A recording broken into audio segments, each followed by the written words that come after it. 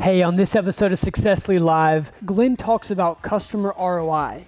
He discusses how to show your successes early and often, when and how to introduce the CSM to the client, and a more accurate health score that they call the Program Maturity Index. It's a great episode. You're going to learn a lot. It's your job to build those relationships, to talk to them and find out what drives them, and then meet that. If you meet those needs, whether or not that has anything to do with the software is the hero. And if you don't meet those needs, the technology didn't work.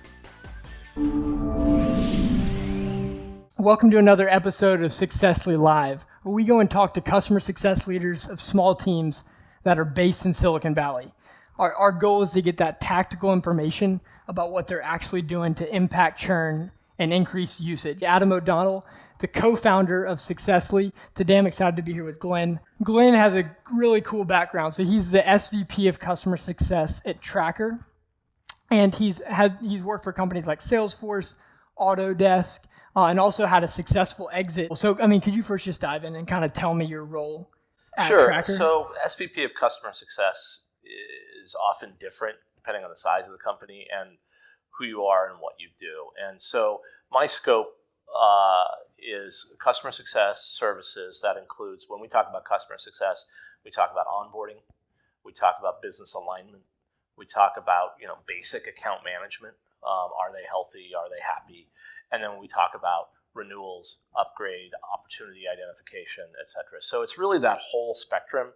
If you think about sales as a linear process, it's all of the three dimensions orbiting around that. Sometimes people are just focusing on the operations part or just focusing on just that like almost account management or Right. Almost it's more of support. But it's cool to see that. Welcome to a startup. I also clean the bathroom. I love it. Well, just the first question is always like, what have you done that's made the biggest impact on churn?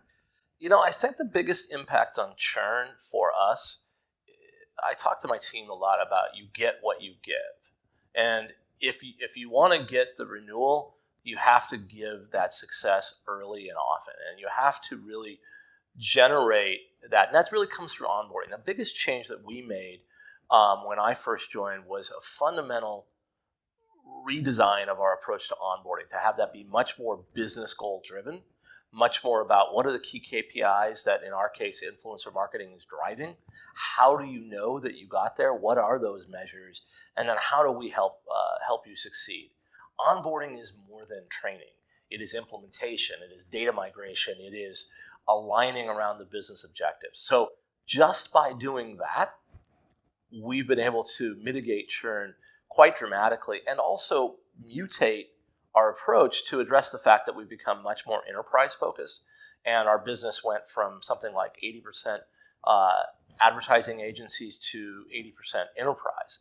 And so that's a fundamental change. That's a lot more complexity, and therefore onboarding becomes more important, and itself needs to respond and correspond to that complexity and take that into account in order to make the customer successful.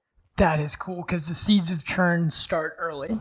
They start before day one, And one of the things that we did that really, strangely enough, affected churn in a very positive way was we started introducing the idea of customer success before the initial sale closed, and with the idea that customer success is part of the product. It's the idea that we're going to be with you. The experts are here to take care of you, and that we're going to be.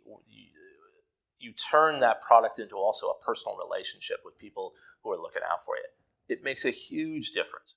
That's cool. I want to dive into that because a lot of people talk about post-sale, of course, and then there's the conversations of, well, let's do it 90% of the sale, like right when it's about to close. We'll introduce customer success. Could you kind of help us understand like that process from understanding when to go in? Because if you do it from day one, it can be a real turnoff. It's totally. What do you mean? We're not even cooks in the kitchen. Yeah, exactly. And so, I think as we, I spent my career mostly in enterprise, and that pivot point where you want to really start introducing customer success is right when things start to get appropriately weird, where, now you've got to go through, the sales guy's got to go run through the procurement jungle there, go through that process, and for the customer, for the prospect, the business owner there, it goes quiet during that period because suddenly it's over, hey, you're dealing with my finance team or my procurement team. And so at that point, which is usually is between 80% and 90% likelihood of close, is when you're using that relationship to not only gain their excitement, but to say, help me learn more, help me understand where you're going, give me the why, the greater description of the why. And then if you do that, you're doing two things. One is you're actually getting going, which is good because you can hit the ground running, so you get a greater impact to start. But secondly, you're also creating that relationship and creating that positive tension that's with that prospect going, I want to get going. I'm already invested in this. So therefore, and I'm invested with these other people. So therefore, this thing has to close. And so it creates that internal pressure on the sale to close. Understanding the exact time which you feel it out per your business. It's totally a feel thing. Yeah. And then, I mean, could you kind of talk us about that very first call? Like, is it after they've already had a demo and it's literally like the sales guy's like, I'm going to bring my account manager or my CSM in to make sure we have this thing right, just so we can, when we do close, we're ready to go. Like, could you give us some maybe wording on that we could take away? For us, it really is at the point where we've fully scoped and understand and put the price in front of them, and specifically the conditions on here's why they're doing this, here's what they want to achieve, here's generally at the salesperson level of success criteria, and what we're doing is saying, let's do a pre-kickoff. Let's tell you what's going to happen. Does people want to know? Do you know what the heck I'm talking about? And is there going to be continuity? What are you going to do next? What do you expect of me? And how long does this take? And then finally, what do I get out of it?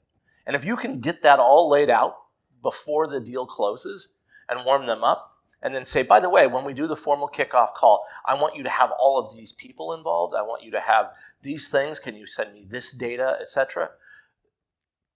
You're hitting that day one of the new customer relationship already at a trot. And you don't have that valley of death that can often happen there. If you can do that, it makes such a difference already on churn because they're already talking to you about the thing they want to do next and the thing they want to do after that. And it's the simple stuff. I mean, it's the stuff that whether or not you're selling software or soap, it's that relationship that you're building and that relationship of trust and that relationship of discourse that we're in this together and let's just solve together. I'm really, really careful to make sure sales guys, and I love them because that's frankly how I get paid. Their job is to make sure often they have to be the smartest person in the room. It's okay for us as CS people to be very clear and transparent about our ignorance. And that's actually a powerful tool. Tell me more. You're the expert. How can I help you? I'm an expert in this software. You're an expert in what you do. Together, we're greater than the sum of our parts. Really understanding your customer, which is like, how do I fit into your business? Do you have, I would love to know, because the last person we talked to had like an actual questionnaire that they asked, like to really like the big picture of what they're actually doing. I'm wondering if you do that, and then how do you use that data? So we do. So we have what we do is we have a business planning template, and with each customer we put together a business plan. Now it sounds a little scary. It's really a big spreadsheet, but it's a whole lot of questions. But the questions aren't what are your objectives and what are your key measures for your stuff, but it's really about that next level up of in our case, what are your influencer marketing goals? How do they reflect in terms of driving the key KPIs that you're being measured against, or your boss is being measured against, or the company is being measured against? So we talk a lot about context, the context of if you succeed, what happens? So why are you doing this, and why does your boss or your company care about this? And then what does success look like? And then how do you measure that now? Because if we're then able to pull that together in the analytics suite of our product and go, oh, okay, so here, we're ready to go. Here's your measures. We all know that people going to get graphs of measures of success, if they can get that out of your software, you've increased the likelihood of renewal 100%. simply because, wow, this thing gives me a really awesome graph of all the things. Now it becomes the place I get my measures of success that I send to my boss once a month, or I send to my boss's boss once a month, or I do with my reporting. So if you can do that, but I talked to my team, when we first started, we talked about, I ask them, and I drive them nuts, because I ask them, why is this customer doing this? And why does their boss care? And if you can answer those, the rest of the stuff's just details. And that's what matters. Influencer marketing, in our case, is a process. And our technology is just a tool. A tool to do what? For whom? Why? This whole approach of like starting the onboarding before the client starts, the question that I think a lot of people would ask is, how do you know that you're not wasting time if the deal does not close? Is that ever been a concern of y'all's? Or? I think, so thus the later stages, there's two things. One, the correlation of, hey, they're in procurement now, so they're pretty damn serious. Now, stuff could go sideways. It can. But in the same way you invest in the sales process, that early work is a cost of sale. And you have to invest in it. And if you don't, then a couple of hours pre-close is a lot cheaper from a cost standpoint than trying to save an account worth $100,000 at the very end, where you're going to have to put hundreds of hours into it, and it's actually less likely to work. So you're going to invest some time, invest where it's the most efficient, and where you can have the greatest leverage. Is there any software tools that you use post-sale into like actually walking your customer through the onboarding process? There are great tools out there. Given that the size of our company and the size of the customer count, and then the relative size of the revenue, which is quite large per customer, what we've actually done is modified our own instance of Salesforce to score our customers on the account record and on the opportunity record. And then we track that and we monitor, basically, we were scoring them not on, think of it like a lead score, but it's a health score. And what that health score is based up for us is what we call our PMI, of course we have an acronym, but it's our Program Maturity Index. And it's not a measure of how happy are they, because otherwise you could end up in the game of blowing sunshine at each other. But it's how mature is their program, what's their level of executive sponsorship and executive engagement, do they have the appropriate staffing available?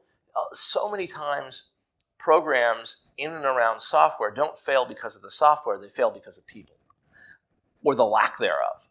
And if you don't dedicate enough time to the tool's not going to build the building itself.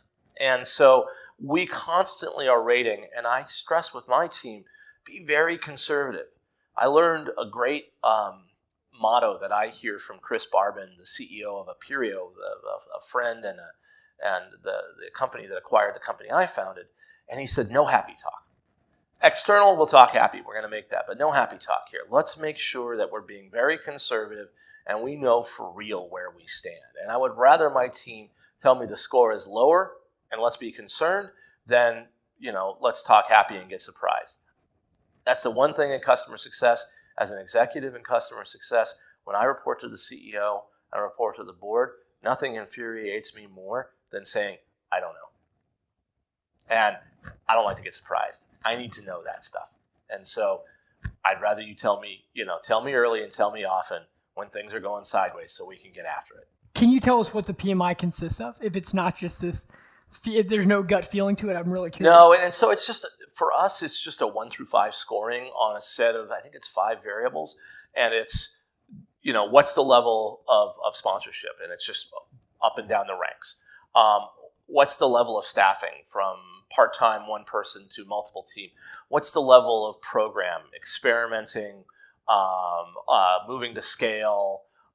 What's the level of diversity? Is this one or more departments that are doing this? And so it's almost like a longitude and latitude of depth. And, the 1 through 5, if you're pegging all of those, you're going to have a 5 score.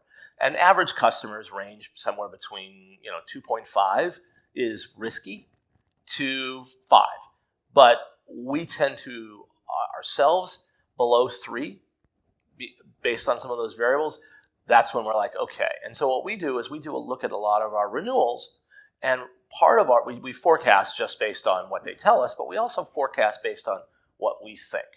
And we categorize those that are, 3 and above as high likelihood of renewal, 2.25 to 3 as medium risk, and below 2.25, this is likely churn. So what are we going to do about this? And so that gives us our early warning system, a quarter, 2 quarters, 3 quarters ahead to go, hey man, we need to jump on this stuff. And that allows us to use our executive team. We're always going to be understaffed. That is what it is. But it allows us to use our executive team to sort of swarm and surround that customer in a way to try to lift that up, to go up above, to go down below, to move into the side. Are you using a system to manage this, or how are you managing Well, this? we modified the opportunity record. So for us specifically, so every time we successfully close a sale, we immediately create the renewal opportunity in Salesforce. And then what we do is we score the customer based on the renewal opportunity. We get the next renewal, successful, close one, create the next renewal opportunity. And so this is just because of the fact that I'm an old Salesforce junkie. So we would go to a Gainsight or to a Totango or something like that, or even based on the nature of what we do, something like a Capta, which is more of an account management piece of software. But right now, based on where we are, for me, great tools. I'm big fans, but it'd be a little bit of overkill for us right now. Where I struggle, and frankly, the biggest opportunity out there is in and around how to help the customer know about ROI and measure what are they trying to get out of it and how are they doing. That's a big hole. Right now, it's still like every piece of customer success software. It's mathematically based assumptions and opinion, and so being able to cross that space is the holy grail. And nobody's really done that yet, but we're able to have scalable, volume-based data on a lot of educated opinions based on what we know or what the customer tells us. I mean, that is cool. And what you just hit on is obviously something we've heard a lot in our research. But how are you currently solving for that? We talk for the customers around solving for ROI, is we make sure that we're very, very careful to turn all of these discussions into metrics-based discussions. Why are you doing this? How do you know if you got there? What are the key measures that tell you how you know? Great. Let's measure those. So that way, if it's and I learned this actually in my Salesforce days, where we used to do this thing called a V2MOM when I worked at Salesforce, which is vision, values, methods, obstacles, and metrics. And I probably got the order wrong on those. But the idea is, if it's not measurable, it's not real. Now, you have to have a vision. You have to have why you're doing this. You have to have how. But then you have to have what, and then you have to have math.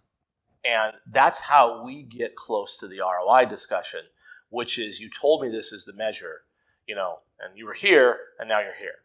Okay, that's good, right? For us, in our case, your share of voice went from, a 20% share of voice compared to your competitors to a 45% share of voice compared to your competitors. That's a good thing. We also make sure we gather those goals, so we establish not only is it better, but better relative to what? What's the goal line? You can't say, oh, well, it improved. Is it that you want to grow by 100%, 200%, 300%? Where's the goal line? You don't know if you scored unless you know what the goal line is, right? Could you tell us all the systems that you are using? We're pretty heavy intercom users for sure. We use intercom for both in-app messages as well as for email. We also use Pardot for a lot of our customer communication. But intercom, and then, the best tool in the world is pick up the damn phone and go shake their hand and go talk to them. Buy your big customer a drink. Go see them. My best tool for what I do is called Virgin America. And it doesn't matter if you're in the software business, people are still people. The bigger and the more money they're spending on your software, the more they're betting their careers on your software, the more that you need to get your butt up there into their office, have a conversation with them, and go, what do you care about? Why is this important? Yes, that is beautiful. What is, and that might have been it, but what is the one piece of advice you give a customer success leader at a small company? Real relationships matter. Real relationships matter. Software is logical, zeros and ones, ultimately, right? People are illogical and imperfect, and they aren't 0 and 1. They're these amorphous blobs of opinions and emotions, and at the end of the day, your buyer is a human being, and your users are human beings, and their stakeholders are human beings. What's driving this? What are they afraid of? What do they want? What do they need? I talk a lot to my team about distinguishing between want and need. They need to do certain things. They usually describe those as wants, but the need is inside of that. So it's your job to build those relationships, to talk to them and find out what drives them, and then meet that. If you meet those needs, whether or not that has anything to do with the software is the hero. And if you don't meet those needs, the technology didn't work. At the end of the day, they're not buying the software. Yeah, I mean, they're buying the outcome. They are. Exactly. They're buying the result. The software is the tool. And I use the metaphor that my team is probably sick of hearing about, which is at the end of the day, we're a hammer. Are you building a cabinet? Are you building a boat? What is the objective here? And did you achieve the objective? Is this tool making the objective more likely to be achieved, more effectively achieved, more efficiently achieved? What's the catalyst that the tool represents? Because at the end of the day, it's just a catalyst. It's not the result itself. It's the method and the structure. Do they have the right processes in place? If they don't, this tool's going to fail. And what I find is there are lots of buyers out there, not all of them, but some who think, okay, well, I need strategy X for product Y. So therefore, I'm going to buy the technology, and the technology is going to solve it, right? Of course not. Of course not. The technology is a device. What happens is people buy technology as a representation of change. What are they trying to change? And were you able to successfully help them? Why are they trying to change? And to achieve what? And if you can get all that and do all that, and I used to joke with my team at Velocity MG, where if the right thing to make this customer successful is to buy them beer, show up with a beer truck. You know what? They're going to think our technology works really well and our consulting services are spectacular. They like beer, So it's a matter of understanding, and I'm being a little sarcastic about that, but not completely sarcastic about that. You still got to take care of these people and meet them where they are, and that doesn't matter whatever the hell the business you're in. If you want to keep customer relationships going, you have to keep customers happy and feeling like they succeed. End of story. Glenn, this is awesome. This has been amazing. Thank you so much. Thank you very much.